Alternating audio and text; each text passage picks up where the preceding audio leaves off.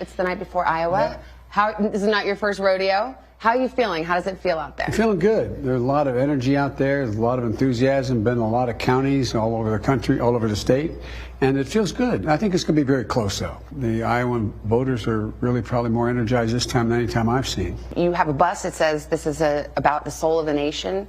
Do you feel like this is a race, the Democratic race is about the soul of the party and what the party stands for? I think the party is united in making sure that, one, we want to reestablish what I call the soul of the nation, some decency, honor, respect, treating people with, in a way that is not degrading.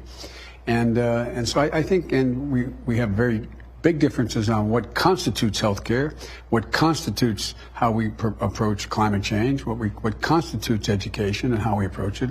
But we're all in the same field. Congresswoman Alexandria Ocasio-Cortez, who of course is a Bernie Sanders supporter, says that if we were in a different country, she'd be in a different party than you. That it really is a different party now. That you represent something old, they represent the future of the party. Well, let me just look at the last election. We won back the House of Representatives with 41 people who took back Republican seats. I went into 24 states, and what's happened? What's happened is we won.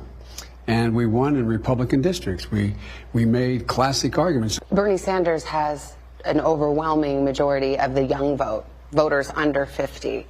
Not under 50. Yes, under 50. I don't believe that. More than you? I don't believe that. I think he has a significant number of voters that between the ages of 18 and 30. I think that's true. And a number of the millennials that are a significant number of millennials, but I think I'm the only one that has broad support with brown, black, young, old, women, men, working class folks. So I don't buy into that. What is your argument to young voters who think, well, Joe Biden represents a different kind of politics that's been done before? Pete Buttigieg says it represents an old playbook, and so nominating you is a risky choice. Well, you think this for a third term for Barack Obama? Would he say it's a risky choice? Is that how you see it? A third term for Barack Obama? Well, my point is I see it as moving on from what we started. I think, look, one of the reasons I'm running is because of my experience. Who's going to be ready on day one to pick up the phone and call any world leader? And they know who he is, and he knows who they are. Let's talk about impeachment. The Republicans are on track to acquit the president this week. You've been someone who's talked about being able to work across the aisle. Is there anything about how this impeachment trial has unfolded that has shaken your faith in your ability to work with the Mitch McConnell or Republicans? It hasn't shaken my faith in being able to work with at least somewhere between 7 and 15 of the Republicans are there. I think you're going to see the world change with Trump gone. So you think you can work with Mitch McConnell still? I think on certain things I can work with. My hope is he won't be majority leader any longer. Because the other thing I think is important is who's going to be able to go in and help Democrats win back the Senate. Has it occurred to you that there's a certain irony here that the president is accused of and has acknowledged wanting to get information about your son Hunter and his dealings with Ukraine, and this process of impeachment has ensured that everyone knows about Hunter's dealings with Ukraine? That's a good thing, and no one's found anything wrong with his dealings with Ukraine except they say it sets a bad image. Well, do you agree that it sets a bad image? And my son said that. Do you think it was wrong for him to take that position? No.